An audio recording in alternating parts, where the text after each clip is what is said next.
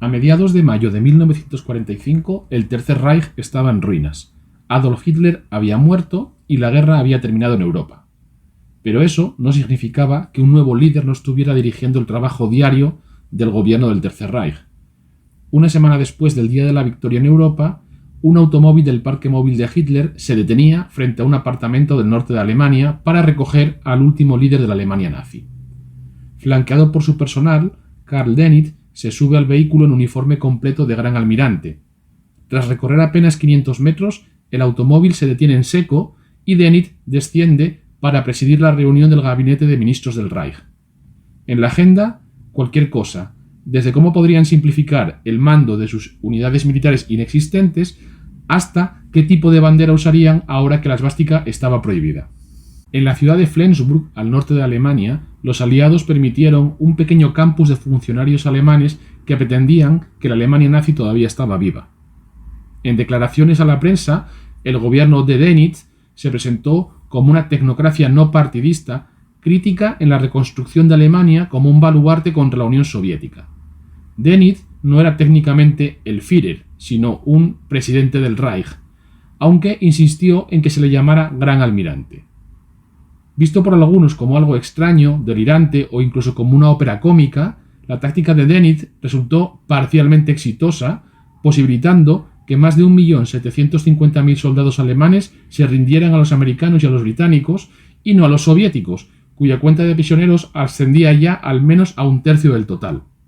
También permitirá la evacuación de millones de civiles hacia Alemania Occidental. Pero la apuesta de Dönitz de negociar una capitulación general por separado con los aliados occidentales se topará con un rechazo sin paliativos. Esta es su historia.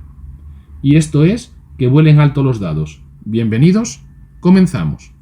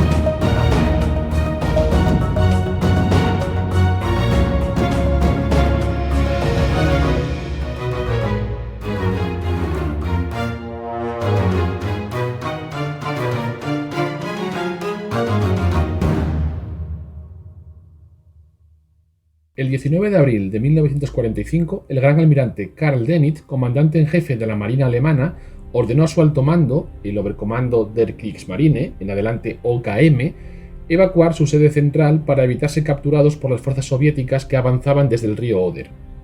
Desde 1943, la sede del OKM había estado en una instalación secreta entre Bernau y Eberswalde, 30 kilómetros al noreste de Berlín, cuyo nombre en código era Coralie. Ahora se trasladaban a una nueva ubicación en Plön, unos 80 kilómetros al norte de Hamburgo, en la península de Schleswig-Holstein. No obstante, Dönitz se quedó atrás para poder asistir al 56 cumpleaños de Hitler, que se celebraría en la nueva Cancillería del Reich en Berlín al día siguiente, 20 de abril de 1945. Ese mismo día, Hitler había puesto a Dönitz al cargo de la defensa de la zona norte de Alemania. 5 días antes había emitido una orden en virtud de la cual, si el enemigo en su avance cortaba el Reich en dos, el mariscal de campo Albert Kesselring, comandante en jefe del oeste, mantendría la zona sur y el gran almirante Dönitz estaría al cargo de la zona norte de Alemania. Esta orden se refería meramente a la autoridad civil y no al mando de las operaciones militares, mando que ambos tendrían únicamente en caso de que Hitler estuviera completamente aislado en Berlín. Dönitz llegó a su nuevo puesto de mando en el campamento de entrenamiento de la Armada, el Marine Nachrichtenabteilung, cerca de Plön, con nombre en código de cocodrilo, Crocodile, el día 22 de abril. Hitler había ordenado al gran almirante que abandonara Berlín rápidamente antes de que los rusos completaran el cerco de la ciudad. Al día siguiente, 23 de abril, Dönitz recibió un informe de la Cancillería del Reich sobre el intento de golpe de estado del Reichsmarschall Göring, donde Hitler había relevado a Göring de todos sus cargos y nombrado comandante en jefe de la Luftwaffe y mariscal de campo a Robert Ritter von Greim. Finalmente, el 25 de abril, los soviéticos completaron el cerco de la capital del Reich, dejando a Hitler aislado en su Führerbunker. Ese mismo día, los ejércitos de los Estados Unidos y de la Unión Soviética se encontraron en el Elba, cerca de la localidad de Torgau, cortando al Reich en dos, por lo que, de acuerdo a la directiva anterior de Hitler, Dönitz debió de asumir el mando supremo en asuntos militares y civiles en la zona norte, un vasto territorio que comprendía en ese momento, además de Schleswig-Holstein, aproximadamente la mitad de Prusia y una serie de fortificaciones en el este, la Holanda occidental aún ocupada por las fuerzas alemanas, Dinamarca y Noruega. Nacido en Grinau, cerca de Berlín, el 16 de septiembre de 1891, Karl Dönitz se había unido a la Armada Imperial Alemana en 1910. Comisionado como alférez en septiembre de 1913, cuando estalla la Primera Guerra Mundial, estaba sirviendo en el crucero Breslau. En octubre de 1916, cambió el arma submarina, siendo tomado prisionero en octubre de 1918, cuando su U-Boot fue forzado a emerger en medio de un convoy británico cerca de Malta. Finalizada la guerra, permaneció en la Reichsmarine durante la República de Weimar, recibiendo el mando del crucero Emden en 1934. En septiembre de 1935, regresó al arma submarina alemana y se convirtió en comandante de la primera U-Boot Flotille, siendo nombrado por Hitler en enero de 1936 comandante en jefe del arma submarina alemana, comenzando la construcción y expansión de la nueva flota de U-Boats alemanes. El 30 de enero de 1943 relevaba al gran almirante Erich Rieder como comandante supremo de la Kriegsmarine, siendo promovido a gran almirante al mismo tiempo. Cuando asumió el mando supremo del norte del Reich, Dönitz tenía 54 años, era un convencido nacionalsocialista y un fiel seguidor de Hitler. Como comandante en jefe de la Kriegsmarine, estaba decidido a no permitir una repetición del vergonzoso colapso y revolución de 1918, por lo que continuó haciendo cumplir una férrea disciplina bajo su mando. Su principal preocupación sería ahora la supervisión de la evacuación masiva de soldados y civiles alemanes dispersos tras la retirada alemana por todo el Báltico. Dönitz consideró el rescate de las tropas y de los refugiados de Prusia Oriental y de las poblaciones en las provincias orientales como una tarea esencial de las Fuerzas Armadas alemanas y en este objetivo había comprometido todos sus hombres y sus recursos. La insistencia de los aliados occidentales en una rendición incondicional significaba que todos los movimientos de tropas cesarían en el momento en que se firmase una capitulación, por lo que la Wehrmacht debía continuar luchando tanto tiempo como pudiese para salvar a tanta gente como le fuese posible de los rusos. El 27 de abril, Dönitz viajó a Neuhofen, al suroeste de Fürstenberg, para visitar al mariscal de campo Wilhelm Keitel, jefe del alto mando de las Fuerzas Armadas, el Oberkommando der Wehrmacht, en adelante OKW, y al coronel general Alfred Jodl, jefe del Departamento de Operaciones del alto mando de las Fuerzas Armadas, para hacer una valoración de la situación militar general. Al igual que en el caso de la Kriegsmarine, el OKW había evacuado su cuartel general permanente con sede en Zosen, al sur de Berlín, 6 días antes, el 21 de abril, para evitar su captura por el avance del ejército soviético. Inicialmente se habían trasladado a la Escuela de Seguridad Aérea en Berlín-Wannsee, aunque tras la decisión final del Führer de permanecer en Berlín, la mayor parte de su personal se retirará hacia el sur hasta Strupp, cerca de Berchtesgaden, en Baviera, donde conformarán un nuevo Estado Mayor Operativo Sur, mientras que Keitel, Jodl y un pequeño grupo con el personal básico se establecerá en el norte, en Kramprinz, cerca de Reisenberg, a unos pocos kilómetros de distancia de Berlín, conformando el Estado Mayor Operativo Norte. Pero el avance ruso los había obligado durante la noche del 23 al 24 de abril a trasladarse a Neurofen, y allí se encontraban cuando el 27 de abril Dönitz apareció. La situación militar era ya desesperada. En el este, el grupo de ejércitos del Vístula no podría resistir a los rusos por mucho más tiempo, un tiempo muy necesario para mantener operativos los puertos del Báltico y para permitir la afluencia de los refugiados que desembocaban en Schleswig-Holstein. También estaba presente en la conferencia en el OKW el Reichsführer SS Heinrich Himmler. Aún en sus funciones combinadas de líder de las SS, jefe de la policía alemana y ministro del Interior y comandante en jefe del ejército de reserva, Himmler tenía un inmenso poder, y Dönitz era muy consciente de ello y necesitaba de su cooperación para mantener el control efectivo del gobierno en su zona. Himmler, con la intención de preservar su posición de poder ante los cambios que se avecinaban, visitaba la sede de Dönitz en Plön todos los días para hacerse notar. El 28 de abril, Dönitz recibió un telegrama del Reichsleiter Martin Bormann, enviado desde la nueva Cancillería del Reich en Berlín, informando al gran almirante que Himmler había cometido traición por sus negociaciones secretas a través de Suecia para rendirse a los aliados occidentales. Ese mismo día, Hitler envió a Ritter von Greim, nuevo comandante en jefe de la Luftwaffe, a Plön, para ordenarle a Dönitz que arrestase a Himmler. Greim llegó el 29 de abril, pero Dönitz no tomó ninguna acción. A la mañana siguiente, 30 de abril, Dönitz decidió viajar a la sede de Himmler en Lübeck para interrogarlo sobre el asunto, pero Himmler le mintió descaradamente al asegurar que la noticia de su traición era completamente falsa. Dönitz apenas había regresado a Plön cuando, a las 18:35 horas, recibió otro telegrama de Bormann desde Berlín. En lugar del antiguo Reichsmarschall Göring, el Führer le ha nombrado Herr Großadmiral como su sucesor. Escrito de autorización en camino. Usted está inmediatamente facultado para tomar cualquier medida que la presente situación exija. Bormann. Hitler se había suicidado a las 15:30 horas de la tarde, pero Bormann omitió indicar esto convenientemente en su telegrama, ya que probablemente estaba planeando escapar de Berlín y unirse a Dönitz en Plön y, por medio de su presencia, retener el poder. Dönitz, sin saber aún que Hitler había muerto, suponía que se le había nombrado para despejar el camino a un oficial de las Fuerzas Armadas para terminar con la guerra con honor. Respondió por radio: Mein Führer, mi lealtad hacia usted no tiene límites, por lo tanto voy a hacer todo lo posible para relevarle en Berlín.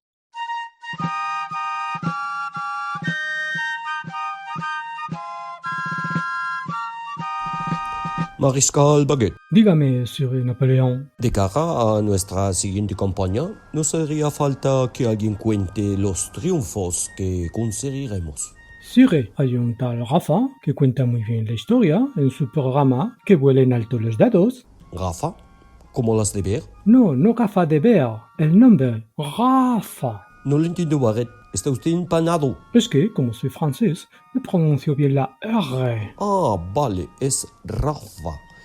Bien, pues adelante. Que vuelen alto los dados, Rafa. Oye, mira, soy Monsieur Napoleón. Te llamo porque vamos a hacer una campaña y me gustaría que contaras mis victorias inconmensurables y... Sí, en Rusia. Frío. Rafa, mon Dieu, ¿qué te pareces a mi madre? Que sí, que te he abrigado por si refresca por las noches. Que vuelen alto los dados. Tu podcast de historia.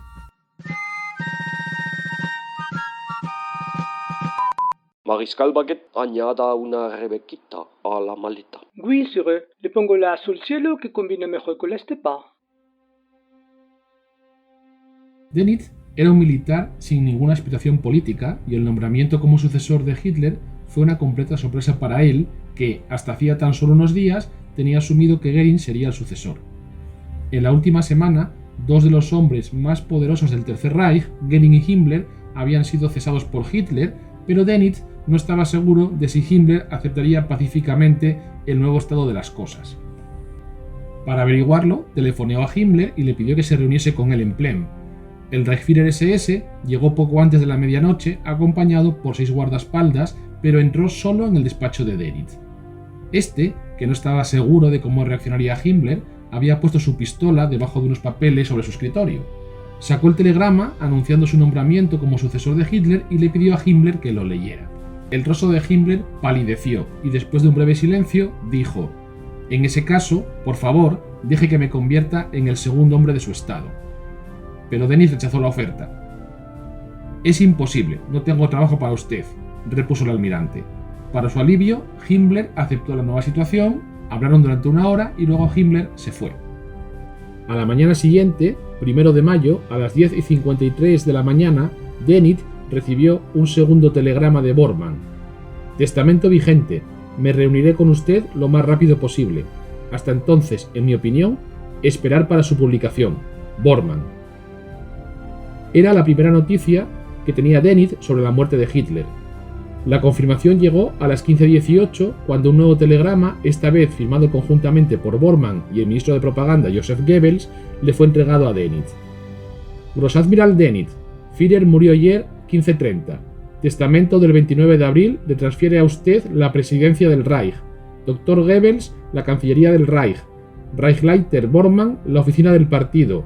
Reichsminister Seyss-Inquart, el Ministerio de Asuntos Exteriores. Por orden del Führer, el testamento ha sido enviado de Berlín a usted y al mariscal de campo Schreiner para asegurar su conservación por publicación.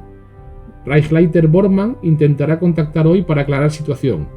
Forma y hora del anuncio a las tropas y al público se deja a usted. Confirmar recibo. Goebbels, Bormann.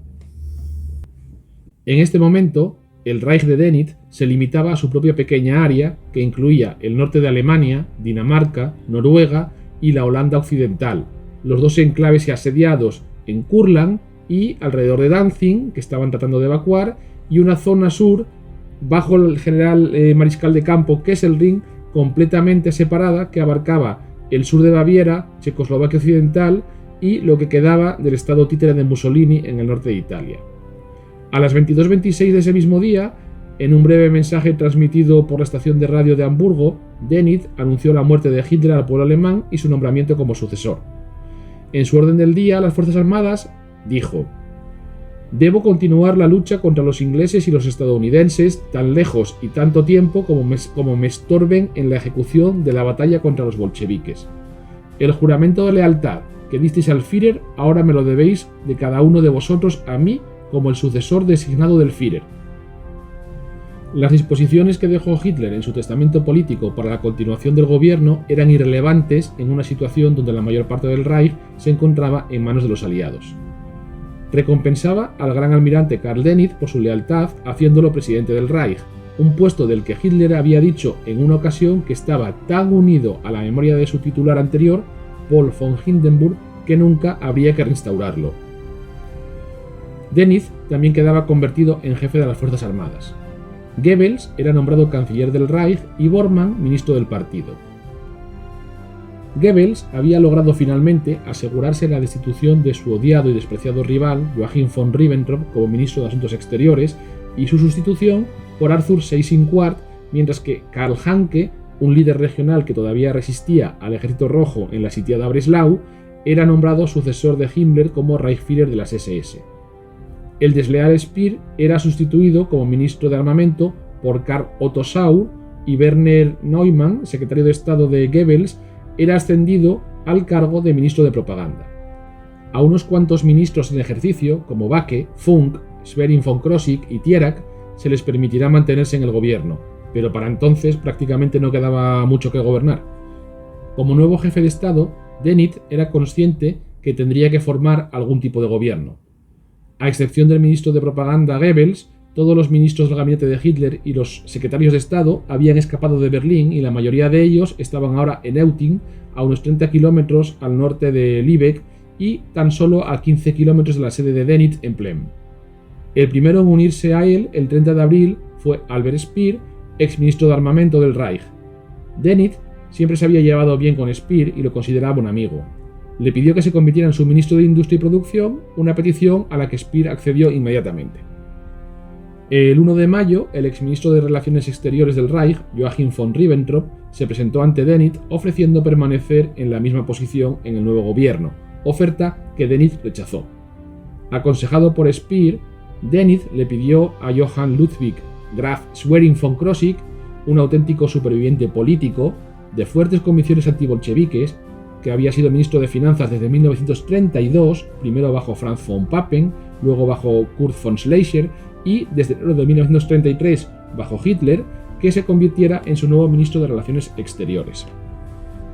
Renuente a aceptar un papel destacado en esta nueva etapa, Schwerin von Krosigk finalmente aceptará para convertirse a partir de entonces en el principal asesor político de Dönitz. Sin embargo, la principal preocupación del gran almirante era la situación militar.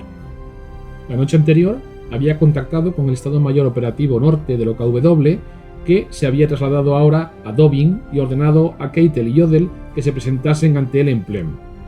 Antes de que llegaran, había celebrado una conferencia con el mariscal de campo Ernst Busch, el comandante en jefe del norte-oeste, a cargo de la defensa del norte de Alemania. Busch pretendía atacar a las fuerzas de combate británicas muy superiores a las alemanas que marchaban sobre Hamburgo, mientras que Dönitz consideraba fuera de lugar toda ofensiva. Lo único que importaba era mantener abierto tanto tiempo como fuera posible el camino hacia el oeste, para permitir el paso de los refugiados orientales que se estaban agrupando cerca de Lübeck. Las tropas alemanas solo ofrecerían resistencia en el sector occidental con el fin de ganar tiempo para conseguir este último objetivo. Irritado, Busch reprochó al gran almirante que, actuando así, no obraba según la filosofía de Hitler, pero Dönitz no se dejó convencer. Keitel y Jodl llegaron por la tarde e inmediatamente presentaron su informe a Dönitz. La situación general era completamente desastrosa. El intento de socorrer Berlín había fracasado y el grupo de ejércitos del Vístula estaba retirándose en desorden. El ejército alemán en el oeste se estaba ya desintegrando y las fuerzas alemanas en Italia habían capitulado. La Kriegsmarine había sufrido pérdidas paralizantes en buques de superficie y la Luftwaffe había dejado prácticamente de existir. Dönitz se dio cuenta de que pronto tendría que rendirse, por lo que le ordenó al almirante Hans-Georg von Friedeburg, su sucesor como comandante en jefe de la Kriegsmarine y un hábil negociador, que estuviese preparado para una misión especial. Al día siguiente, 2 de mayo, Dönitz lo llamó a otra conferencia con su jefe militar y asesores civiles para elegir entre dos cursos de acción: rendirse o continuar con el intento de salvar todo lo que pudieran de los rusos. Himmler volvió a Plem y fue invitado a almorzar con Dönitz y con Speer. Ese mismo día, 2 de mayo, los aliados avanzaron fuera de su cabeza de puente del Elba en Lauenburg, al este de Hamburgo, a través de Lübeck y Bismarck, en la costa báltica, cerrando así la última puerta hacia el oeste para retirar tropas y refugiados. No tenía ya por tanto sentido continuar con la lucha. Había llegado el momento de poner fin a las hostilidades lo más rápido posible para evitar un mayor derramamiento de sangre, por lo que ordenó al almirante von Friedeburg ponerse en contacto con el mariscal Montgomery, comandante del 21 Ejército del Reino Unido, y comenzar las negociaciones de rendición. Ya que los británicos estaban en Lübeck, a tan solo 1 hora de Plem, también ordenó a su cuartel general moverse unos 100 kilómetros hacia el norte, hacia el puerto de Flensburgo, en la frontera danesa, durante la noche del 2 de mayo. A las 21 horas, camino de Flensburg, Dönitz se reunió con el almirante von Friedeburg en el puente de la autopista sobre el canal Kaiser Wilhelm en Lebensrau, cerca de Kiel, y le informó sobre su misión. Von Friedeburg no solo iba a ofrecer a Montgomery la rendición de todas las fuerzas alemanas en el noreste de Alemania, sino también a tratar de negociar que los restos del grupo de ejércitos del Vístula se les permitiese retirarse al oeste y rendirse a los ingleses. Von Friedeburg estaría acompañado en su misión por el general Eberhard Kinzel, jefe de personal del Estado Mayor Operativo Norte del OKW, el contraalmirante Gerhard Wagner, asesor naval de Dönitz, y un miembro del personal del OKW, el mayor Hans-Jochen Friedel. Deseando buena suerte a von Friedeburg, Dönitz continuó su viaje en dirección norte. Llegará a Flensburg en las primeras horas del 3 de mayo, estableciendo la sede de su nuevo gobierno en la Escuela de Cadetes Navales en el suburbio de Murvik. Fundada por el Kaiser Guillermo II e inaugurada en 1910, la Marineschule Murvik fue y sigue siendo hoy día la academia de la Marina alemana, habiendo formado oficiales para la Kaiserliche Marine entre 1910 y 1918, la Reichsmarine entre 1918 y 1935, la Kriegsmarine entre 1936 y 45 y desde 1956 hasta hoy para la Bundesmarine.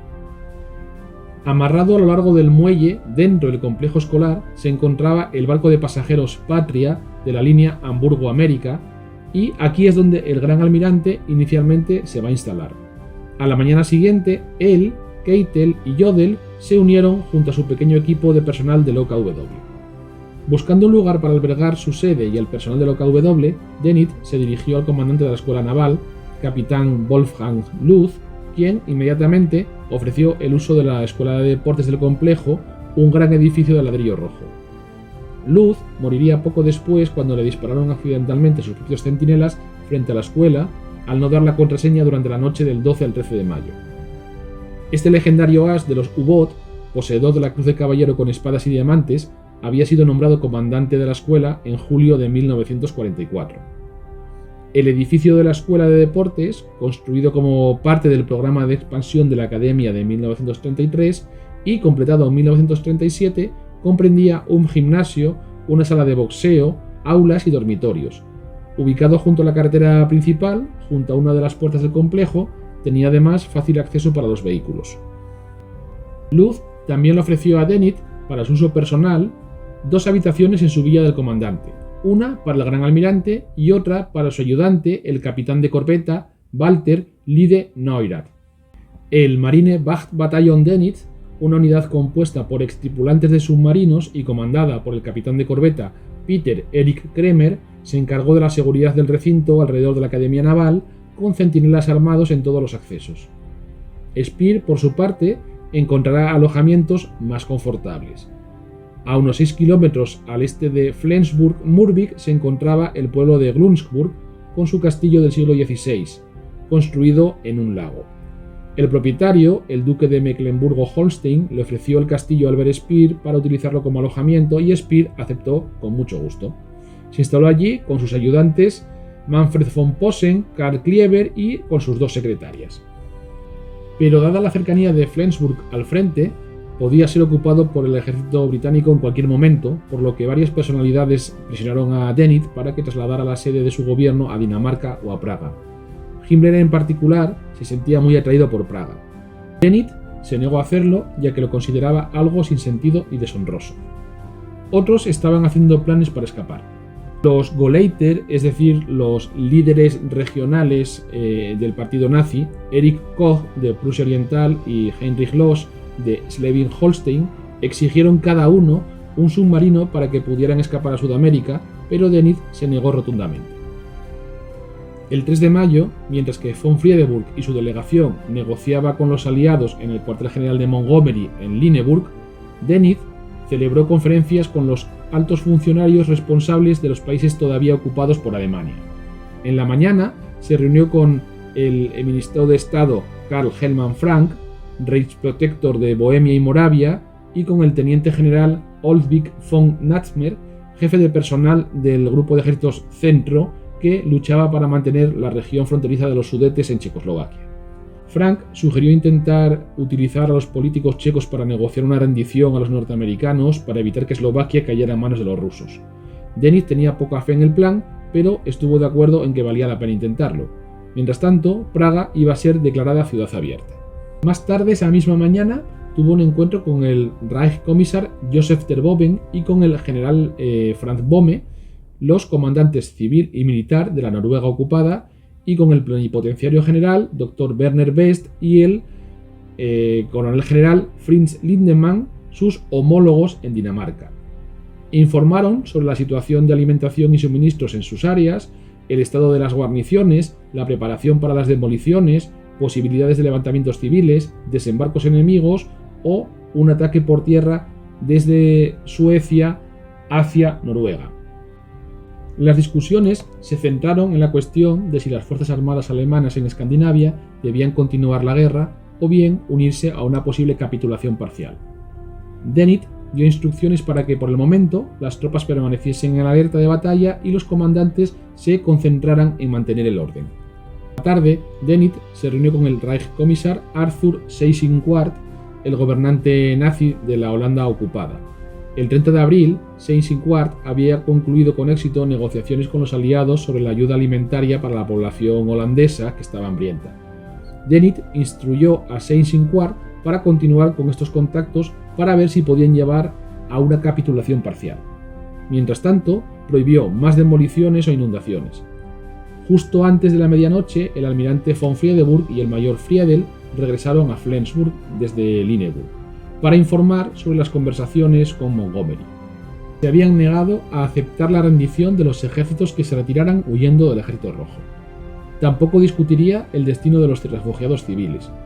Estaba preparado para aceptar la rendición separada del norte de Alemania, pero había exigido que se incluyera a Holanda y a Dinamarca, además de todos los buques de guerra y todos los buques mercantes. En la mañana del 4 de mayo, Denit dio a von Friedeburg plena autoridad para aceptar las condiciones de Montgomery. Además, tan pronto como la rendición a Montgomery se hubiese completado, debía volar a la sede del SAEF en Reims para negociar una rendición separada en el oeste. Los dos emisarios de Denit regresaron a Lunenburg llevándose con ellos al oficial del personal del OKW, el coronel Fritz Pollek. Poco después, a las 18 horas, von Friedeburg, Kinsel, Wagner, Pollek y Friedel firmaron la capitulación de todas las fuerzas alemanas en Alemania del Norte, los Países Bajos y Dinamarca, que entraría en vigor a las 8 horas del 5 de mayo. Mientras todo esto sucedía, Denit ordenó al grupo de ejércitos centro, sur y sureste seguir luchando para que el mayor número de alemanes pudiesen salvarse de la bolchevización y la esclavitud. También ordenará el cese inmediato de operaciones de todos los U-Boot. Mientras tanto, la estructura del nuevo gobierno Denit estaba tomando forma lentamente. El 2 de mayo, mientras se dirigía a Flensburg, Denit solicitó a Schwerin von Krosigk, su recién nombrado ministro de Asuntos Exteriores, que formara un nuevo gabinete. En su testamento político, Hitler había determinado la distribución de las carteras ministeriales, pero Denit rompió la lista y nombró su propio gobierno de tecnócratas. Albert Speer fue uno de los dos únicos supervivientes de la antigua élite nacionalsocialista. Los demás habían sido, en el mejor de los casos, ministros de importancia secundaria: Stuckart, Backe, Seldte y Doschmiller. Denit intentó desvincular su régimen del partido. Le agradaba la idea de un retorno al pensamiento político del bienio 1933-1934, cuando aún vivía el presidente Hindenburg. Contaría con un canciller activo y él mismo sería un presidente que pisaría el freno. Sin embargo, Schwerin von Krosigk se negó a ser canciller, alegando, ahora precisamente, que le desagradaba el nombre, convirtiéndose en cambio en ministro principal o primer ministro, que sonaba menos nazi. Para subrayar la temporalidad de la nueva administración, insistió en que se llamara Gobierno del Reich en funciones. Pero, ¿quién debería ser reemplazado y quién debería ser invitado a formar parte del nuevo gobierno? El 5 de mayo, Schwerin von Krosigk presentó su gobierno en funciones, diseñado como un gabinete no político compuesto por ministros especializados. El propio Schwerin von Krosigk se convirtió en primer ministro, así como ministro de Hacienda y ministro de Asuntos Exteriores. Albert Speer mantendría la cartera de ministro de Industria y Producción. Wilhelm Stuckart, que había sido secretario de Estado en el Ministerio del Interior, se convirtió en ministro del Interior en lugar de Himmler y ministro de Cultura. Julius Dormmiller, hasta entonces ministro de Tráfico, se convirtió en ministro de Correos y Tráfico. Franz Selte mantendrá su puesto de ministro de Trabajo y Asuntos Sociales que mantenía desde el primer gobierno de Hitler, y Herbert Backe seguirá siendo ministro de Alimentación, Agricultura y Bosques. 3 ministerios, Propaganda, Ministerio del Aire y Ministerio para los Territorios del Este, fueron abolidos. Se decidió que, si Goebbels o Bormann aparecían, serían arrestados. Los ministros nombrados por Hitler junto al propio Dönitz, Alfred Rosenberg, ministro del Reich para Territorios del Este, Bernhard Rast, ministro de Educación y Ciencia del Reich, y Otto Thierack, ministro de Justicia del Reich, fueron despedidos formalmente de sus puestos. Varios Gauleiters, considerados también comprometidos por sus largos años de servicio al régimen nazi, como Heinrich Lohse, Gauleiter de Schleswig-Holstein y comisario de defensa del Reich, también fueron cesados con una comunicación que simplemente decía: en vista de la situación actual, he decidido ya no hacer uso de su cooperación. Gracias por los servicios prestados al Reich. Dönitz. A Walter Funk, presidente del Reichsbank y ministro de Economía del Reich, Wilhelm Ohnesorge, ministro del Reich de Correos, y al Dr. Hans Heinrich Lammers, ministro del Reich sin cartera y jefe de la Cancillería del Reich, se le aconsejó seguir el ejemplo de Göring y rendirse a los aliados occidentales. Pero una cuestión más complicada era qué hacer con el antiguo Reichsführer SS, Himmler, que todavía estaba rondando alrededor de la sede del nuevo gobierno de Dönitz. Después de varios días dándole vueltas al asunto y tratando de idear una fórmula de trabajo, el 6 de mayo, Dönitz finalmente cortó por lo sano y le comunicó a Himmler que había sido relevado de todos sus cargos, ministro del Interior, comandante en jefe del Ejército de Reserva y jefe de la policía alemana, y de que no tendría necesidad de sus servicios en el nuevo gobierno. También le pidió que se abstuviera de futuras visitas a su sede. Depuesto y defenestrado, Himmler permaneció dócilmente en la zona de Flensburg otras 2 semanas, meditando sobre las formas de escapar del arresto por parte de los aliados. La táctica de Dönitz estaba resultando parcialmente exitosa, posibilitando que más de 1.750.000 soldados alemanes se rindieran a los americanos o a los británicos y no a los soviéticos, cuya cuenta de prisioneros ascendía ya al menos a 1/3 del total. Pero la apuesta de Dönitz de negociar una capitulación por general por separado con los aliados occidentales se topó con el rechazo sin paliativos de estos. Desde el 5 de mayo, el almirante von Friedeburg y su equipo estaban negociando en la sede del SAEF en Reims una rendición separada en el oeste. El comandante supremo aliado, general Dwight D. Eisenhower, fue tajante al respecto e insistió en una rendición inmediata e incondicional de todos los frentes, incluso el ruso. La mañana del 6 de mayo, el general Kinzel volvió a Flensburg para informar a Dönitz. El gran almirante no podía aceptar la posición de Eisenhower y decidió enviar a Jodl a Reims para tratar de obtener un acuerdo para una rendición en 2 etapas, primero en el oeste y luego, al menos 4 días después, en el este, permitiendo que más tropas se alejasen de los soviéticos. Jodl intentó posponer la firma hasta el 8 de mayo, pero ante la amenaza de proseguir con los bombardeos y del cierre de las líneas aliadas a refugiados y soldados, Jodl aceptó una rendición total e incondicional de Alemania que se haría efectiva al terminar el día 8 de mayo de 1945, autorizada de forma reticente por Dönitz y firmada a las 2:41 del 7 de mayo de 1945. La rendición sería efectiva desde las 00:01 del 9 de mayo de 1945. Aún así, la táctica dilatoria de Dönitz había dado sus frutos, permitiendo la evacuación de casi 2 millones de alemanes. A las 12:45, Schwerin von Krosigk anunció por radio a la nación la rendición incondicional, seguido al día siguiente por Dönitz, quien señaló que el partido nazi se había hecho a un lado y que el poder político ahora descansaba en manos de las potencias ocupantes, que decidirían si él debía permanecer o no en el cargo.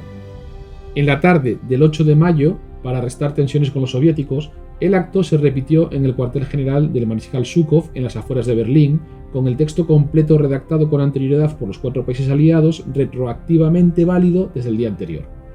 El mariscal Keitel fue el principal firmante alemán, con el general Jürgen Stubb, jefe de la Luftflotte Reich, en representación de las fuerzas aéreas, y el almirante von Friedeburg por la Kriegsmarine.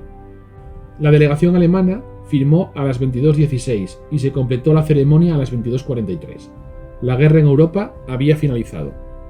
Hasta el 7 de mayo de 1945 habían perdido la vida, además de 3 millones aproximadamente de soldados alemanes, al menos 1.800.000 civiles de esa misma nacionalidad, y se habían destruido 3.600.000 viviendas, el 20% del total, con lo que 7,5 millones de alemanes aproximadamente se quedaron sin techo.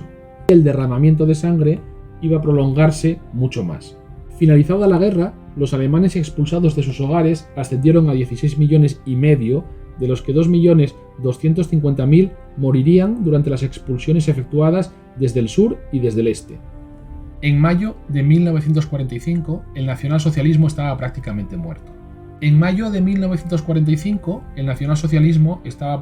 muerto. Aparte de unos pocos ideólogos desesperados, tan inquietos por salvar su propio pellejo como por defender sus convicciones, la inmensa mayoría de los alemanes sorprendieron a los conquistadores por su docilidad. Casi no les opusieron resistencia. Hacían todo lo que se les decía, y no hubo prácticamente indicio alguno de los prometidos hombres lobo, guerrilleros nazis entrenados para luchar en territorio ocupado.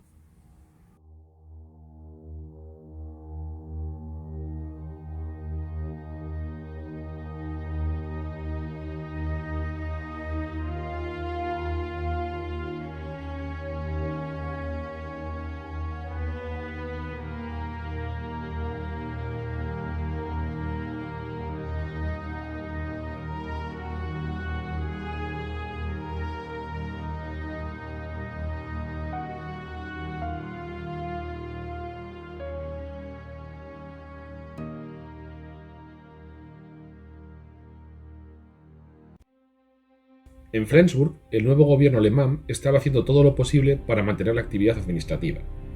Los ministros del gabinete y sus asistentes pasaban sus días escribiendo informes y memorandos sobre el estado actual de múltiples asuntos y sobre cómo Alemania podía ponerse en pie de nuevo. Cada mañana a las 10, Schwerin von Krosigk presidía la reunión del gabinete en la llamada Sala del Gabinete, una antigua aula en el edificio de la Sportschule. Mantenían discusiones serias sobre asuntos tales como la situación alimentaria, el tráfico, las finanzas y la política exterior. Las SS y otros uniformes nazis, antaño tan cotizados, habían desaparecido de la noche a la mañana. De un día para otro, Wegener, Stuckart y Ollendorf se convirtieron en civiles, y Gebhardt, íntimo de Himmler, se transformó nada menos que en general de la Cruz Roja. Además, aprovechando la inactividad, el gobierno empezó a organizarse. Según la costumbre imperial, Dönitz nombró a un jefe de su gabinete militar, el almirante Wagner, y a uno del gabinete civil, el líder regional del partido, Wegener. Tras algún tira y afloja, se decidió seguir dando el tratamiento de gran almirante al jefe del Estado. Se creó un servicio de información y un viejo aparato de radio permitió escuchar las últimas noticias. Incluso uno de los grandes Mercedes del parque móvil personal de Hitler, que había ido a parar a Flensburg, ahora servía para conducir a Dönitz a su residencia, situada a 500 metros de la sede de su gobierno. También apareció alguien del estudio de Heinrich Hoffmann, fotógrafo personal de Hitler, para retratar el gobierno mientras trabajaba. Con Alemania derrotada, Speer y varios otros opinaban que el gobierno de Dönitz había hecho ya su trabajo y debía terminar sus actividades. Sin embargo, Schwerin von Krosigk y Stuckart tenían un punto de vista diferente, argumentando que Dönitz debía quedarse para preservar la continuidad del Reich alemán y no poner en peligro la legitimidad de un futuro gobierno alemán. Stuckart, ahora director general del Ministerio del Interior, había preparado un memorándum en el que expresaba la opinión de que Dönitz, en su calidad de jefe del Estado y legítimo sucesor de Hitler, no podía renunciar a su cargo voluntariamente porque si lo hacía se perdería la continuidad del Reich alemán y peligrarían los futuros gobiernos. Y Dönitz estuvo de acuerdo con ellos. Estaba convencido de que su gobierno tenía que preservar lo más bello y mejor que el nacionalsocialismo nos ha dado, la unidad de nuestra comunidad nacional. La idea de que prominentes demócratas y sindicalistas fuesen invitados a tomar parte en el gobierno era totalmente inaceptable para él y para su séquito, por su experiencia de la República de Weimar. Y solo Speer, siempre atento y sensible al sol que más calienta, argumentó que era esencial formar un gobierno aceptable para los aliados, pero ninguno de ellos podía creer que habían hecho algo malo bajo el régimen de Hitler o que los aliados podían acusarles de algo. Cuando los enfrentaron a los horrores de los campos de concentración, simplemente respondieron que el pueblo alemán no sabía nada de esos crímenes. No había ni rastro de vergüenza, ni de horror o arrepentimiento. Dönitz consideró que donde los internos habían sido tratados de manera inhumana, los perpetradores de tales atrocidades debían ser juzgados por los tribunales alemanes, pero en cualquier caso, la mayoría de esas personas eran criminales endurecidos, moralmente degenerados o elementos antisociales que merecían ser encarcelados en tales campos. El día 10 de mayo, 3 días después de la rendición en Reims, la 11ª División Blindada Británica llegará a la zona de Flensburg, habiendo sido encargada de la ocupación de los distritos más septentrionales de Schleswig-Holstein. La 159 Brigada de Infantería será responsable del sector alrededor de Flensburg. Su comandante, el brigadier Jack Churcher, conducido por el pueblo esa mañana, se encontró con una situación extraña. Las calles estaban llenas de coches del personal alemán, de oficiales alemanes. Autobuses del ejército alemán circulaban de un lado para otro de la ciudad. Los muelles estaban patrullados por policías militares de la Marina alemana, totalmente armados. La Luftwaffe estaba todavía al cargo del aeródromo. El área estaba rebosante de miles de soldados alemanes que ocupaban cada cuartel y cada edificio en el que podían meterse. Churcher encontró el gobierno de Dönitz aún funcionando, establecido dentro de su propio enclave, protegido por guardias armados del Marine Wacht-Bataillon Dönitz, extendido a lo largo de la costa báltica desde el este de la ciudad de Flensburg, incluyendo Glücksburg. Era solo una pequeña área, pero incluía 3 grandes instalaciones militares. De oeste a este, la Marine Torpedo Nachrichtenschule, la Escuela Naval de Torpedos y Señales, la Marine Schule Murvik, la Escuela de Cadetes Navales, y la Marina Kaserne Glücksburg-Meyrwijk. También incluía en el extremo oriental del enclave el Schloss Glücksburg. Como el gobierno de Dönitz y el OKW aparentemente estaban operando con aprobación aliada y faltando órdenes del SAEF al respecto, Churcher decidió que por el momento tendría que respetar el enclave. Emitió órdenes de que sus tropas no interfiriesen de ninguna manera con el funcionamiento del gobierno y de los comandos militares alemanes y para que no entrasen en la zona alemana. Y como los alemanes tenían los mejores cuarteles, Churcher estableció su puesto de mando en la comisaría principal de la ciudad. Pero la existencia de un gobierno alemán justo al lado del gobierno militar aliado pronto llevará a problemas. El 11 de mayo, el mariscal de campo Busch transmitió un mensaje desde el enclave de Flensburg. Describiéndose como comandante supremo del noroeste, declaró: por orden del Großadmiral Dönitz y con el acuerdo de las autoridades de ocupación británicas, he tomado el mando de Schleswig-Holstein y las zonas ocupadas por las tropas del mariscal de campo Montgomery. Toda actividad militar y civil alemana queda subordinada a mí. Busch se refería a un acuerdo del 5 de mayo en virtud del cual el 21 Ejército estableció una cadena de mando alemana a través de la cual podría dirigirse la disolución inicial de las fuerzas enemigas. Sin embargo, su emisión desencadenará protestas acaloradas de todo el alto mando aliado. El general Eisenhower ordenó rápidamente el control de la radio de Flensburg y la censura absoluta de todas las transmisiones futuras. El brigadier Churcher envió un comando a la estación transmisora para eliminar las partes vitales y ordenó su cierre. El incidente le dio a Churcher la oportunidad para entrar en el enclave y visitar las instalaciones de Dönitz. Una de las primeras personas que vio al entrar, aunque se lanzó por un pasillo para evitar ser reconocido, fue al mismísimo Himmler. Churcher exigió ver al oficial alemán de más alto rango siendo llevado ante la presencia del general Jodl. Cuando le preguntó a Jodl sobre Himmler, este último negó que el antiguo Reichsführer SS estuviese allí. Churcher procedió a dar instrucciones a Jodl sobre la evacuación de tropas alemanas del área de Flensburg para la construcción de los campos de prisioneros. Se estipularon los límites exactos de la zona alemana y se limitó el número de guardias a 300. 4 días después de la rendición de Reims, el general Eisenhower ordenó al mayor general Lowell W. Rooks, subjefe de la división G3 del SAEF, la formación de una comisión de control aliada para el alto mando de la Wehrmacht y establecer su centro de control en Flensburg, con el propósito de imponer la voluntad del comandante supremo aliado al OKW en las zonas de Alemania ocupadas por los aliados occidentales. De esta manera, Rooks pasó a desempeñar las funciones de enlace ante el gobierno de Dönitz. Debía emitir las instrucciones necesarias, supervisar su transmisión a través de los canales correspondientes del mando alemán y compilar información sobre el sistema de mando alemán a través de la recogida y salvaguarda de todos los documentos del OKW en Flensburg. Los soviéticos también fueron invitados a enviar un equipo similar a la sede de Dönitz. El 12 de mayo, Rooks y su adjunto, el brigadier británico Ford, jefe de la inteligencia operacional de la división G2 del SAEF, llegaron a Flensburg con un personal de 13 estadounidenses y 10 británicos, estableciendo su sede en el Patria, el buque de lujo utilizado anteriormente por Dönitz.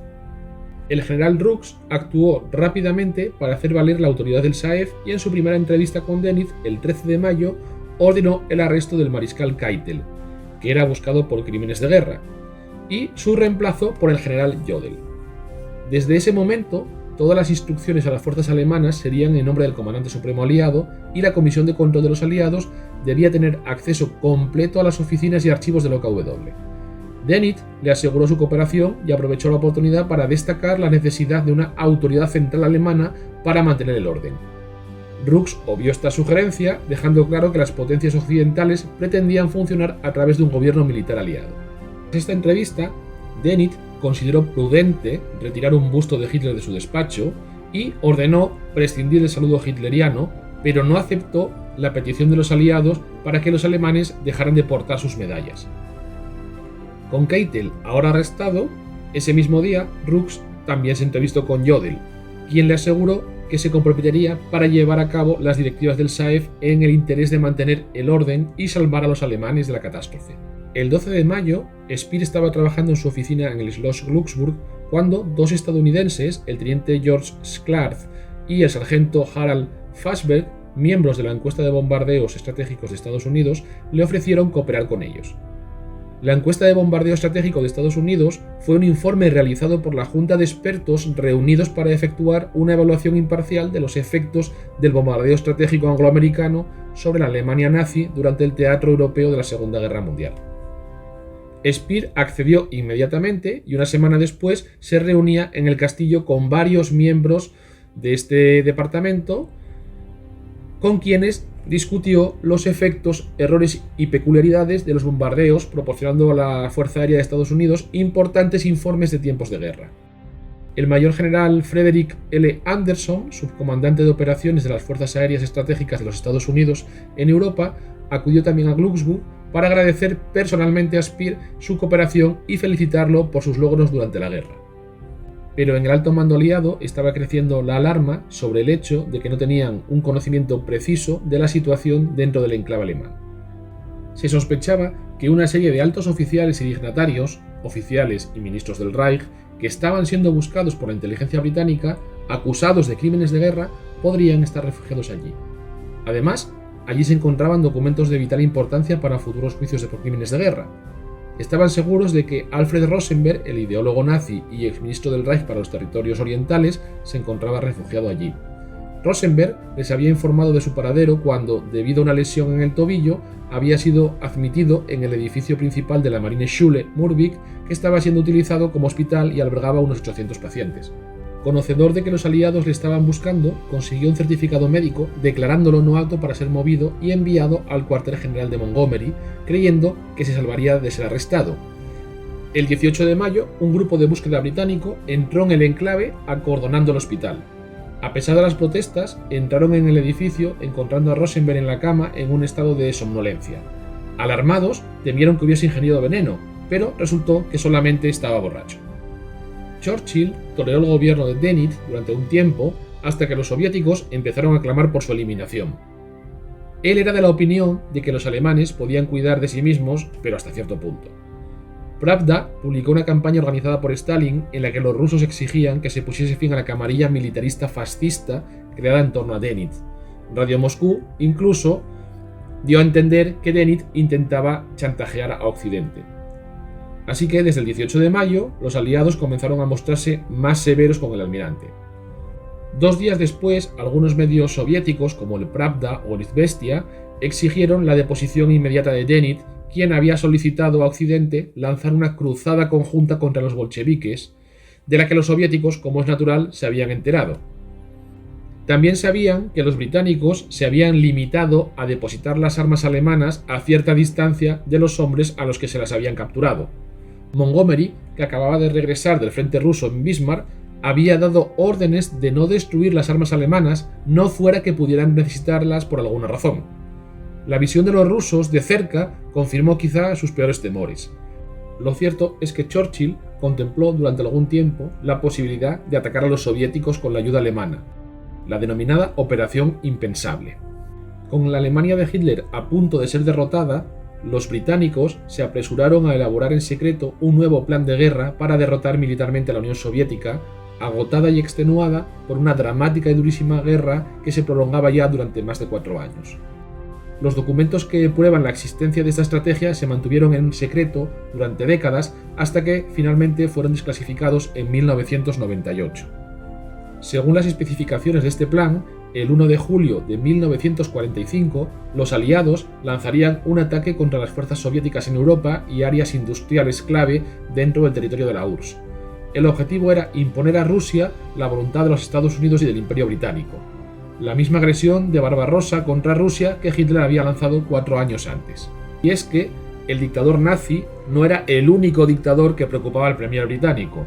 Ferviente anticomunista, aliado por necesidad con el dictador soviético al que detestaba, Churchill veía con preocupación la situación en la que se encontraría el mundo de la posguerra, convencido de que Stalin representaba una gran amenaza para la paz mundial. Por un lado, el gran oso ruso, por otro, el gran elefante americano, y entre ellos el pobre burro británico, comentó Churchill en la conferencia de Yalta, la cumbre donde se decidió el futuro de la Europa de posguerra. Al líder británico le preocupaba la situación que pudiese desarrollarse tras el final de la contienda, después de que las fuerzas aliadas se desmovilizaran y regresaran a sus países, temiendo no sin razón que el oso ruso aprovechara la retirada del elefante americano para continuar expandiendo su dominio. El político inglés intentó convencer a los altos mandos estadounidenses de la necesidad de un ataque contra el ejército soviético para frenar su avance en el continente. La negativa de Stalin a respetar las fronteras polacas anteriores a 1939 abochornaba a los aliados occidentales, ya que, a fin de cuentas, la Segunda Guerra Mundial se había iniciado para conseguir que Polonia recuperase su soberanía, algo que ahora no iba a suceder. Churchill resumió sus sentimientos sobre el tema en una carta a su secretario de Asuntos Exteriores, Anthony Eden. Cosas terribles han sucedido. Una marea de dominación rusa está avanzando. Después de que la guerra haya terminado, los territorios bajo control ruso incluirán las provincias bálticas, todo el este de Alemania, toda Checoslovaquia y una gran parte de Austria, toda Yugoslavia, Rumanía y Bulgaria. Esto constituye uno de los eventos más melancólicos de la historia de Europa en lo que no ha habido paralelo. A un temprano y rápido enfrentamiento y acuerdo con Rusia, que ahora debemos volver nuestras esperanzas. Con este ataque por sorpresa, se quería imponer a la Unión Soviética las condiciones angloamericanas que restablecerían el status quo internacional anterior a la Segunda Guerra Mundial. Por un lado, se impediría el nacimiento y desarrollo de una Europa central y oriental comunista que supusiese una alternativa al poderío del capitalismo anglosajón, y por otro, se mantendría indemne al glorioso Imperio Británico. Así, con la vista puesta en este objetivo, durante los últimos meses de la guerra, se ordenó a su ejército que se apropiara de todas las armas alemanas que pudiera, por si se daba la circunstancia de tener que usarlas contra la Unión Soviética. Además, el estadista inglés pidió a sus fuerzas armadas que idearan un plan concreto de ataque al Ejército Rojo, por lo que los planificadores militares llevaron a cabo un estudio de viabilidad con respecto a un ataque contra las fuerzas soviéticas en Polonia. Quienes compilaron el informe dejaron claras sus dudas y las deficiencias de la Operación Impensable. Estimaron que los aliados necesitarían 47 divisiones para atacar al Ejército Rojo. 14 de estas tendrían que ser divisiones de tanques. Se pidió un ataque en 2 frentes, uno hacia Stettin y otro hacia Poznan. 10 divisiones alemanas reformadas también fueron incorporadas a la ecuación junto con 10 divisiones polacas ya en Polonia. Otras 40 divisiones tendrían que mantenerse en reserva. El gabinete de guerra ultimó lo que se conocería como Operación Impensable apenas unas semanas después de que Alemania firmara su rendición. El plan, altamente confidencial, contemplaba una invasión liderada por Estados Unidos, apoyada por tropas británicas y las recién derrotadas fuerzas alemanas en dirección a Polonia, con la apertura de un gran frente que se habría extendido desde Hamburgo hasta Trieste. La ofensiva se iniciaría el 1 de julio de 1945 con un desembarco simultáneo en el Báltico contra Alemania Oriental, controlada por la URSS, y el gobierno comunista polaco aliado de esta, empujando a las tropas soviéticas tras las fronteras anteriores a 1939. En la operación debían participar en total 64 divisiones norteamericanas desplegadas en Europa, junto a las 35 británicas y 4 polacas, 103 totales, de las cuales 23 serían acorazadas. A estas tropas se sumarían 10 divisiones alemanas equipadas con el mismo armamento que se les había ido retirando a medida que se iban rindiendo a las fuerzas aliadas occidentales. Frente a estas fuerzas se encontraban 264 divisiones del Ejército Rojo en Europa, de las cuales 34 eran divisiones acorazadas. Según los ideólogos del plan, el ataque inicial debía tener como consecuencia una batalla de tanques de dimensiones colosales en la frontera entre Alemania y Polonia, territorios donde el Ejército Rojo conservaba una fuerte presencia. Como se necesitaba la redistribución de las fuerzas aliadas para que se recuperaran, las divisiones no podrían estar preparadas para el 1 de julio. Los planificadores se pusieron pálidos al pensar en las enormes distancias que tendrían que superar para alcanzar las fronteras de Rusia. Además, una de las cuestiones más polémicas en la operación impensable era usar las tropas alemanas como parte de las tropas aliadas. Churchill recibió un borrador del plan el 8 de junio de 1945. Con toda probabilidad, el inicio de esta operación habría conducido a una guerra total y a una campaña extremadamente larga y costosa. Churchill terminó por desestimar el plan, que tenía la dificultad añadida de que había que convencer a Estados Unidos para que mantuviese al mismo tiempo una guerra en Europa y otra en el Pacífico, donde Japón aún continuaba combatiendo. Cuando le entregaron el borrador, tras estudiarlo, escribió al margen: un ataque al Ejército Rojo era un evento altamente improbable. Más tarde cambió estas palabras a contingencia puramente hipotética. Poco después, recibió noticias del presidente Truman que dejaban bien claro que Estados Unidos no quería participar en la operación impensable. Los Estados Unidos ya poseían en exclusiva la bomba atómica y esperaban que esta amenaza impresionara a Stalin. Sin embargo, el dictador soviético había sido informado rápidamente del plan inglés. Tal era el alcance de su red de espías dentro del gobierno británico. Dado que los expertos militares occidentales que evaluaron el plan establecieron que el equilibrio de fuerzas en Europa Occidental era insuficiente para una derrota efectiva y rápida de los soviéticos, el plan fue archivado como alto secreto y cerrado. Descartada la operación impensable, la profunda desconfianza que Stalin inspiraba a Churchill hizo que el inglés tomara la decisión de mejorar sus sistemas defensivos durante los últimos meses de la guerra. En concreto, estudió el establecimiento de un frente en las costas de Francia y Países Bajos que pudiesen detener la eventualidad de una invasión soviética de las Islas Británicas. Entre los principales temores de Churchill se encontraba que el ejército soviético usara los cohetes V-2 nazis en una ofensiva contra su país. Posiblemente Rusia atacaría a todo tipo de objetivos importantes en Reino Unido con su aviación actual, afirmó. Es probable que los rusos hagan uso de las nuevas armas como cohetes y aviones no tripulados, también aseguró Churchill. Finalmente, la derrota electoral de Churchill en 1945 y la retirada de tropas de Estados Unidos para centrarse en el conflicto con Japón en el Pacífico terminaron por finiquitar un plan que, si hubiese sido puesto en práctica, habría supuesto el estallido de una tercera guerra mundial. Pero cual corte persa en la que todos conspiraban contra todos, también Stalin hacía sus propios planes. Durante la conferencia de Potsdam, Harriman se acercó a Stalin en una pausa para comentarle: debe de resultarle muy agradable estar ahora en Berlín después de todo lo que ha sufrido su país. Stalin lo miró y sin inmutarse le espetó, pues el zar Alejandro fue hasta París. Y es que la megalomanía de este genocida no conocía límites. Mientras embaucaba a Roosevelt con cantos de sirena ya en 1944, un año antes de que Churchill hiciera lo propio, había ordenado a la Stavka la elaboración de un plan para la invasión de Francia e Italia. La ofensiva del Ejército Rojo debía combinarse con la toma del poder por parte de los partidos comunistas de ambos países. También contemplaba un desembarco en Noruega, así como la conquista de los estrechos entre Dinamarca y Escandinavia. Para estos planes se asignaron unos recursos importantísimos. Se esperaba que los americanos abandonaran pronto una Europa sumida en el caos y la Unión Soviética, con sus 400 divisiones curtidas por 3 largos años de guerra, estaba dispuesta para avanzar. Esta operación estaría concluida en apenas un mes, de acuerdo a los planes soviéticos.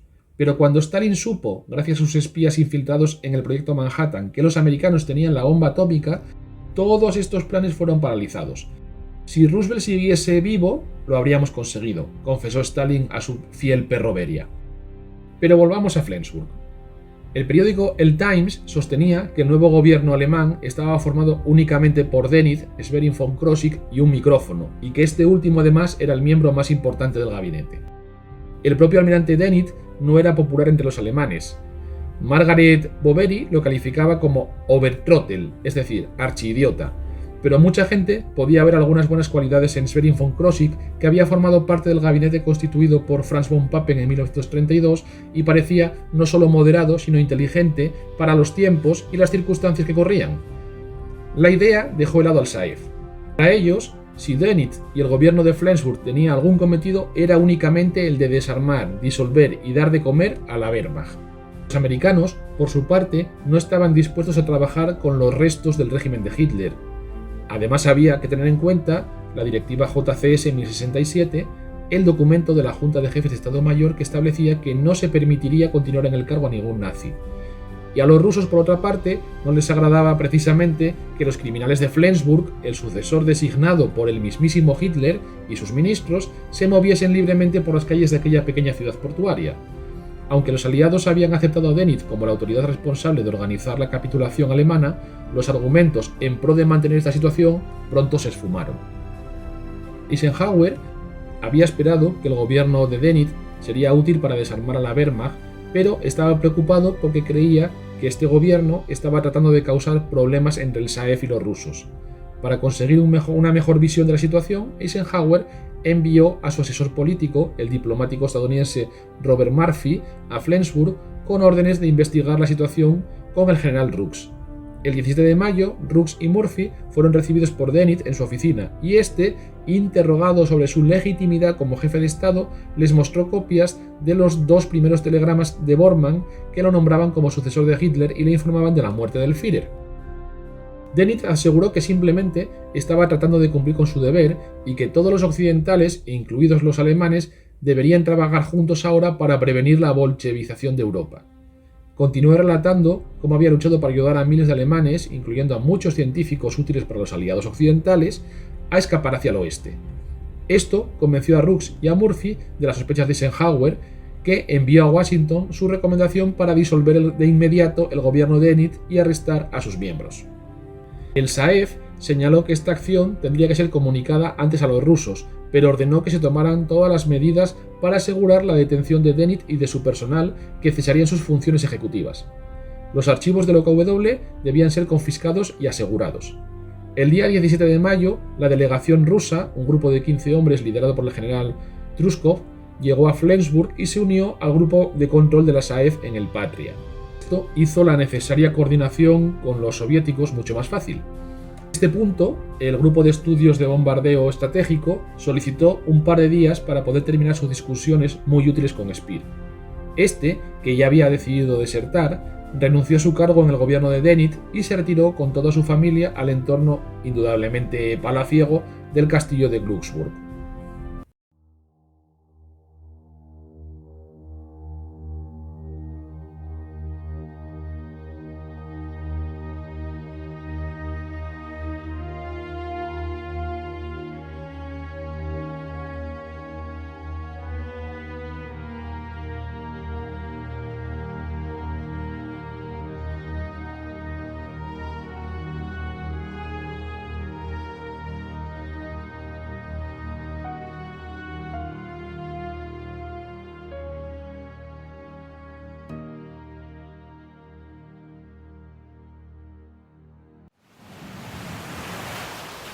Hola, somos Alberto y Emilio y hacemos un podcast que se llama Navegando sin rumbo, donde queremos contarte anécdotas de misterio, cine, historia. Historia. ¿Qué sabrás tú de eso, grumetillo? A ver, ¿qué dijo Julio César al cruzar el Rubicón? Hombre, el capitán de Navegando sin rumbo, pues mire, le voy a decir lo que dijo. Dijo que vuelen alto los dados. ¿Cómo? ¿Cómo osas decir eso? Contramaestre, al mar con este boquerón. ¡Andando, Perillán! ¡Vas a ver quién vuela ahora! Pero sí es cierto. Oiga, no me empuje, pero ¿dónde me lleva? Oiga, no. Capitán, ¿qué fue lo que dijo el César entonces? Pues sale a la Yasta o algo así. Sigamos navegando sin rumbo.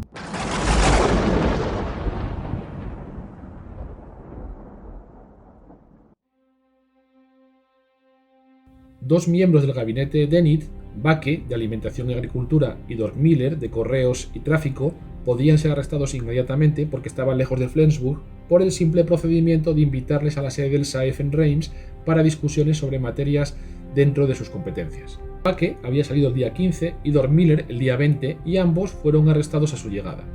Los aliados no informaron al gobierno alemán de su arresto y aunque hubo rumores, nadie en el séquito de Dennett sabía lo que les había pasado. La operación de liquidación del enclave alemán fue encomendada al brigadier Churcher. La preocupación principal de los británicos era evitar el enfrentamiento armado con la guarnición alemana. Para lograr esto, Churcher estableció que era necesario deshacerse de Dennett y sus principales comandantes militares, Jodl y von Friedenburg, antes de que los británicos se movieran. Esperaba que, simplemente, sin sus líderes, los centinelas alemanes no opondrían resistencia cuando sus hombres avanzaran sobre el enclave.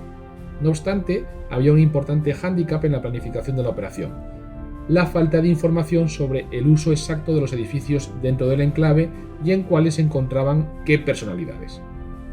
Hasta donde ellos sabían, el gobierno Dennett estaba alojado en el castillo de Glücksburg, el OKW en la escuela de deportes de la Academia Naval y en dos áreas de cabañas de madera dentro del complejo de la Marineschule Murvik, el OKM en otra área del Marineschule y de la contigua escuela de torpedos.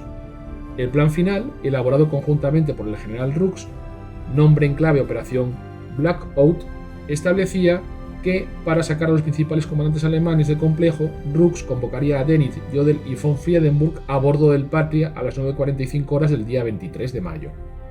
Aquí serían informados formalmente de su arresto y serían retenidos el tiempo suficiente para que las fuerzas de Churchill pudieran moverse por el enclave, desarmar a las tropas alemanas y arrestar al resto del gobierno y altos mandos alemanes. Esta fase de la operación debía comenzar a las 10 horas.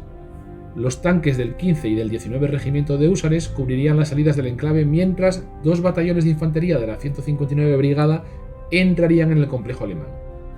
El primer batallón, Hereford, entraría desde el oeste y ocuparía la escuela de torpedos y la oficina del intendente general, en Murvik. También se encargó de ocupar la villa del comandante de la escuela en el contiguo complejo de la Academia Naval. Una partida de infantes de marina ocuparían los principales puestos de la escuela, el edificio que albergaba parte del OKM, pero la tarea principal sería encomendada al primer batallón del Cheshire, que ocuparía tres objetivos: las dos zonas de cabañas de madera y el castillo de Glücksburg. Este último objetivo sería asignado a un batallón antitanque, ya que podía ser útil en caso de que fuera necesario forzar la entrada. Ocupado cada edificio del complejo, toda persona encontrada con independencia de su rango o sexo debía ser tomada prisionera. Cada unidad fue provista de una larga lista de personas buscadas, divididas en 4 categorías según su importancia. Agentes de inteligencia e intérpretes fueron añadidos a cada unidad para ayudar a identificar a los presos más importantes y manejar y ordenar los documentos. Una escuadrilla, compuesta por 2 instructores de la Royal Navy, patrullarían la zona en torno al fiordo de Flensburg para evitar posibles intentos de fuga por mar. Por orden del SAEF, el cuartel general del Segundo Ejército Británico envió un destacamento especial de 4 oficiales a Flensburg para escoltar a los personajes principales, que llegó el día 22. El mayor Trupp, del G2, del Segundo Ejército, el área de inteligencia, y 13 suboficiales, el capitán Knie, que debía escoltar a Dennett, el capitán Lowe, que fue asignado a Jodl, y el capitán Williams, que iba a acompañar a von Friedenburg. Tal como estaba previsto, el día 22 de mayo, el general Rux emitió su convocatoria para Dennett, Jodl y von Friedenburg para presentarse a bordo del Patria a las 9:45 horas del día siguiente. El gran almirante había estado esperando ser arrestado, así que cuando su ayudante, el capitán de corbeta Lide Neurath, le informó sobre la convocatoria, no se hacía muchas ilusiones. En la mañana del 23 de mayo, Dennett, Jodl y von Friedenburg dejaron sus respectivos equipajes, cada uno en su propio coche, y recorrieron la corta distancia hasta el Patria, llegando allí puntualmente. A las 9:45 horas, cuando el coche de Dennett llegó al muelle, su asistente salió primero y mantuvo la puerta abierta para Dennett, que llevaba su bastón de gran almirante. Los alemanes se dieron cuenta ya en la propia pasarela que las cosas eran muy diferentes de lo que habían observado en visitas anteriores. El teniente coronel británico que solía estar allí para darle la bienvenida estaba ausente y no hubo presentación de armas por los guardias. Además, había una gran cantidad de fotógrafos de prensa gráfica alrededor. A bordo de la nave se les acompañó hasta el amplio salón bar. Denith, Jodl y von Friedeburg se sentaron. Denith comentó: «Es fácil adivinar por qué hemos sido convocados hoy aquí». Se sentaron solos, en silencio, durante 6 minutos, mientras que sus ayudantes y otros oficiales acompañantes caminaban nerviosos por el piso de linóleo. Cuando el grupo de control aliado entró en la habitación, Denith y sus comandantes se pusieron en pie. No hubo saludo formal. El general Rux se sentó frente a los alemanes con el brigadier Forth y el general Truskov a su derecha e izquierda y un intérprete, Herbert Kohn, a un lado. Sin más preámbulos, Rux anunció: «Caballeros, he recibido instrucciones del Mando Supremo Aliado en el Teatro de Operaciones Europeo, del Comandante Supremo General Eisenhower, para convocarles esta mañana e informarles que ha decidido, en concierto con el alto mando soviético, que hoy el gobierno alemán en funciones y el alto mando alemán, con todos sus miembros, serán puestos bajo custodia como prisioneros de guerra. De este modo, el gobierno alemán en funciones se disuelve. Esto está sucediendo ahora mismo. Tropas del 21 Grupo de Ejército están arrestando a varios miembros, civiles y militares, y tomando ciertos documentos en custodia. En conformidad con mis instrucciones, cada uno de ustedes debe considerarse prisionero de guerra a partir de este momento. Cuando salgan de esta habitación, un oficial aliado se unirá a cada uno de ustedes y les acompañará a sus cuartos, donde empaquetarán, tendrán su almuerzo y completarán sus asuntos, después de lo cual se les acompañará al aeródromo a las 13:30 horas. Ustedes pueden llevar el equipaje que necesiten. Eso es todo lo que tengo que decir». Cuando terminó, Rux preguntó a Denith si deseaba decir algo. El gran almirante, que había escuchado con semblante serio pero por lo demás tranquilo, replicó: «El comentario es superfluo». Mientras que Jodl dejaba que se le resbalase un fajo de papeles a través de sus dedos sobre el suelo, von Friedeburg, para quien esta era su cuarta capitulación en 3 semanas, simplemente se sentó apáticamente con lágrimas en los ojos. Si Denith creía que disfrutaba de algún derecho de inmunidad como jefe de Estado, no tardó en llevarse un chasco. Con puntualidad británica, a las 10 horas, el brigadier Churchill dio la señal para que sus tropas iniciasen la operación y rápidamente conseguirían sus objetivos. Todo el enclave se rindió con rapidez y sin resistencia. La bandera de guerra del Reich, que ondeaba en todos los edificios de la escuela naval, fue arriada. En el edificio de la Sportschule, de la escuela de deportes, Schwerin von Krosigk acababa de abrir la sesión diaria del gabinete cuando de repente la puerta voló y las tropas británicas entraron en tropel, bayoneta calada en mano, al grito de «¡Manos arriba! ¡Quítense la ropa!». Todos los ministros fueron colocados cara a la pared y, para su incredulidad, fueron sometidos a un embarazoso examen físico tras ser desnudados. Un sargento británico, provisto de guantes quirúrgicos, cacheó los anos y demás orificios de ministros, funcionarios y secretarias. Schwerin von Krosigk se encontró con que un soldado británico le tiraba de los pantalones hacia abajo y le decía «Bitte, please», aunque resulta difícil creer que tuviesen algún problema para comunicarse con alguien que había sido merecedor de una beca Rose que permitía estudiar en la Universidad de Oxford. La única persona a la que dejaron en paz fue al subjefe de operaciones del OKW, y es que calzaba unas botas tan ajustadas que los soldados británicos no pudieron sacárselas. El capitán al mando de la operación se enfureció tanto que le arrancó a este oficial la cruz de caballero del cuello y la tiró al suelo pisoteándola. Mientras tanto, en otras partes del edificio, oficiales, soldados, funcionarios del ministerio y secretarias eran sacados de sus oficinas y desfilaban por los pasillos con las manos en alto. Otros permanecían en sus despachos cara a la pared, mientras que las habitaciones eran registradas y las tropas británicas saqueaban libremente radios y todo tipo de recuerdos nazis. A los prisioneros les ordenaron que entregaran sus relojes y el dinero que llevaban, que se esfumaron como por encanto en los bolsillos de los soldados británicos. Escenas similares se desarrollaron por todo el complejo. Muchos de los alemanes fueron sorprendidos aún dormidos y tuvieron que salir arrestados en pijama. Un grupo de soldados británicos se tropezó en un baño con un grupo de auxiliares femeninas alemanas que se estaban duchando y se retiró rápidamente para permitir que las chicas se pudieran cubrir. Durante 3/4 de hora se tomaron fotografías y películas documentales de los alemanes mientras se hallaban en el patio con unos soldados de infantería que les apuntaban con sus armas. Las fotografías se publicaron en la prensa británica y mostraban a hombres y mujeres a medio vestir. Los pies de las fotos daban a entender que el Herrenvolk, el pueblo de los señores, había sido pillado en paños menores. La verdad era que no les había dado tiempo a cubrirse tras los cacheos y registros. Cuando Churchill oyó contar la historia, se sintió escandalizado y escribió a Montgomery una carta de protesta. Tras los arrestos, se decidió colocar a todos los prisioneros en un campo cercano para su clasificación de acuerdo a su categoría. El campo pronto comenzó a llenarse y a las 11:30 de la mañana ya eran unos 5.000 prisioneros. La seguridad de campo comenzó el trabajo de identificar a cada prisionero, segregándolos en sus diferentes categorías, ya que ni las mismas tropas se hacían una idea de a quién habían capturado. Mientras tanto, el pelotón antitanque de Cheshire, bajo el mando del teniente Walker, irrumpió en el castillo de Glucksburg. Allí encontraron a Albert Speer, quien se estaba afeitando en una pequeña habitación de aseo. El sargento británico le preguntó: ¿Es usted Albert Speer, señor? A lo que éste le respondió afirmativamente. El sargento se puso en posición de firmes y le dijo: Señor, usted es mi prisionero. Entre los arrestados en el castillo se incluían además 40 miembros de la aristocracia alemana, entre ellos el duque de Mecklenburg-Holstein y el príncipe de Schaumburg-Lippe. Los aliados habían esperado encontrar a importantes nazis como el antiguo Reichsführer SS Himmler, a von Ribbentrop o incluso a William Joyce, el locutor británico conocido en el Reino Unido como Lord Howe. Sin embargo, a pesar de una búsqueda intensiva, no fueron encontrados. Himmler, de hecho, había sido capturado cerca de Bremen el día anterior, pero aún no sabían que era Himmler, no lo habían reconocido. Lo identificarían esa misma noche, después de lo cual logrará suicidarse envenenándose. Joyce sería atrapado con su esposa cerca de la frontera danesa, no lejos de Flensburg, el 28 de mayo. Y Ribbentrop no sería capturado hasta el día 14 de junio. Hacia las 12 horas, todos los edificios dentro del enclave habían sido registrados y todas las personas arrestadas. En total, cerca de 6.000 personas fueron apiñadas en celdas improvisadas en el campo de prisioneros. Mientras tanto, en el Patria, los altos cargos alemanes eran escoltados por el mayor Rupp y sus 3 capitanes de regreso a sus respectivos cuarteles. Habían retirado el banderín del gran almirante del coche oficial de Dönitz, que entró en el Mercedes y se marchó sin esperar al oficial de escolta aliado, que tuvo que saltar a su jeep y salir a toda velocidad detrás de él.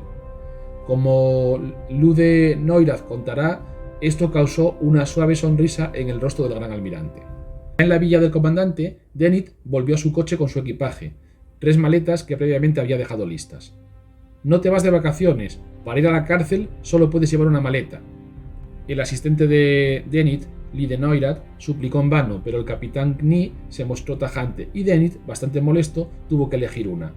Pero los alemanes estaban más molestos por el comportamiento de las tropas británicas en la villa del comandante. La casa aún estaba de luto por la reciente muerte del comandante y el asistente de Dönitz, Lude Neurath, educadamente pidió a los británicos que respetasen el dolor de la viuda sin ningún éxito. Frau Luth estaba comprensiblemente angustiada por la ruidosa intrusión de los soldados extranjeros en su casa, registrando su residencia, y salió huyendo, llorando y sosteniendo las condecoraciones de guerra de su marido. Lude Neurath protestó ante los oficiales británicos presentes, pero el daño ya estaba hecho y el incidente dejó a los alemanes indignados y heridos. Jodl regresó también a la Sportschule para recoger sus pertenencias de sus 2 habitaciones en el segundo piso. Para entonces el edificio estaba lleno de soldados británicos y tan pronto se detuvo frente al edificio, fue detenido. Por razones de seguridad, estas tropas no habían sido informadas de que Dönitz, Jodl y von Friedeburg serían detenidos en el Patria al inicio de la operación. Sin embargo, el oficial británico de escolta de Jodl, quien le seguía en su jeep, rápidamente informó a las tropas de que el general estaba ya bajo custodia. Jodl recogió su equipaje y el capitán lo escoltó debidamente hasta el cuartel general de la 159 Brigada en el centro de Flensburg. Por parte, el capitán Williams no había podido encontrar al almirante von Friedeburg, a quien en el bullicio originado en el Patria se le había permitido salir sin escolta. Había quedado muy afectado por las experiencias de las 3 semanas pasadas y, como le reveló a Dönitz durante la breve conversación que tuvieron en la villa del comandante, no tenía intención de sufrir la mayor humillación de todas al ser tomado prisionero y, por tanto, decidió tomar una salida honorable suicidándose. Había hecho una parada intermedia en el edificio de la Sportschule, donde fue capturado por el teniente Williams del 1 de Cheshire. También ignoraba este teniente que el almirante ya había sido puesto bajo arresto en el Patria, por lo que von Friedeburg fue llevado al campo de prisioneros donde se encontraban el resto de sus compañeros, y la visión de sus compañeros y camaradas oficiales lo fortaleció aún más en su determinación. Después de haber examinado sus documentos, solicitó que se le permitiera volver a sus cuartos privados para recoger sus pertenencias. Se le concedió el permiso y un pequeño grupo de Cheshires, liderado por el capitán Davis, fue destacado para acompañarlo como escolta. Mientras estaba allí, Friedeburg pidió permiso a Davis para ir al baño y tan solo 45 segundos después oyeron un gemido y encontraron a Friedeburg tendido ya en el suelo, inconsciente. A los pocos minutos ya estaba muerto. La secretaria de Dennett también se suicidó. Dennett, Jodl y Speer y otros prisioneros de grado 1 fueron llevados a la sede de la 159 Brigada en la comisaría de policía en el centro de la ciudad. Allí se sentaron en una sala rodeados de sus maletas. Uno por uno fueron convocados a una sala contigua para ser registrados como prisioneros y sometidos a un examen de cuerpo completo. Mientras tanto, sus equipajes estaban siendo registrados en busca de documentos y objetos de valor. Al examinar la maleta de Dennett, el oficial de seguridad del campo encontró el bastón de gran almirante y también el llamado bastón interino. A cada mariscal de campo o gran almirante recién promocionado se le entregaban dos bastones, el bastón principal y el llamado bastón interino para uso diario. Estos bastones interinos servían como emblemas de rango para el uso diario para evitar el desgaste de los delicados, vulnerables y costosos bastones ceremoniales. Serán requisados y entregados a la oficina del brigadier Churchill y colocados en su caja fuerte. Mismo, su insignia de los submarinos, de los U-boats con diamantes, también desaparecerá en el registro. 2 días después, el 26 de mayo de 1945, Dennett escribió al mariscal de campo Montgomery una protesta formal solicitando la devolución de sus 2 bastones. En el curso de mi detención por parte de las tropas bajo su mando, el 23 de mayo en Flensburg me vi obligado a someterme a un registro desnudo que carecía de toda la debida consideración y respeto. Al mismo tiempo, se realizó una búsqueda en mis pertenencias personales. Además de una serie de otros objetos valiosos, se sustrajo mi bastón de mariscal, que a sabiendas había dejado en mis pertenencias personales en la firme convicción de que dicha insignia de un soldado de mi rango sería tratada con respeto incluso por el enemigo victorioso. No he recibido ninguna forma de recibo ni por los objetos de valor confiscados ni por el bastón de mariscal o mi bastón interino que me fue arrebatado a mi persona durante el registro. Montgomery ignoró la carta de Dennett y su bastón interino terminó en el Museo de Infantería Ligera de King's Shropshire, donde reside hasta hoy día, a pesar de los intentos alemanes por recuperarlo, en línea con el legado del fallecido gran almirante antes de su muerte en 1980.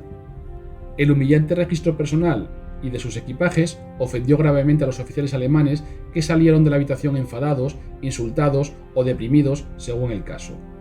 Poco después, los 3 prisioneros principales, Dennett, Jodl y Speer, fueron llevados al patio trasero de la comisaría de policía donde el brigadier Churchill permitió que los miembros de la prensa aliada les filmaran, fotografiaran e incluso hiciesen preguntas a los detenidos. Los 3 se mostraron calmados y estoicos. Albert Speer hizo un esfuerzo para dar la impresión de que el espectáculo no le importaba. Un reportero intentó preguntarle a Jodl, pero él respondió fríamente: «Soy un prisionero de guerra y no se requiere decir nada más que mi nombre y mi rango». El reportero sonrió y dijo: «Ok, dame esos». Jodl devolvió el tiro. Coronel General Jodl, jefe del Oberkommando de la Wehrmacht. Esa tarde, los prisioneros de grado 1 fueron cargados en camiones y llevados al aeródromo de Flensburg, donde fueron transportados a bordo de C-47 rumbo al centro de internos aliado en Bad Mondorf, en Luxemburgo. 2 de los oficiales de escolta, los capitanes Williams y Gnee, volaron en el mismo avión con los alemanes. Como la tripulación estadounidense quería conseguir autógrafos, tardaron un poco en despegar, aunque por fin así lo hicieron. El gobierno de Dennett había durado apenas 23 días.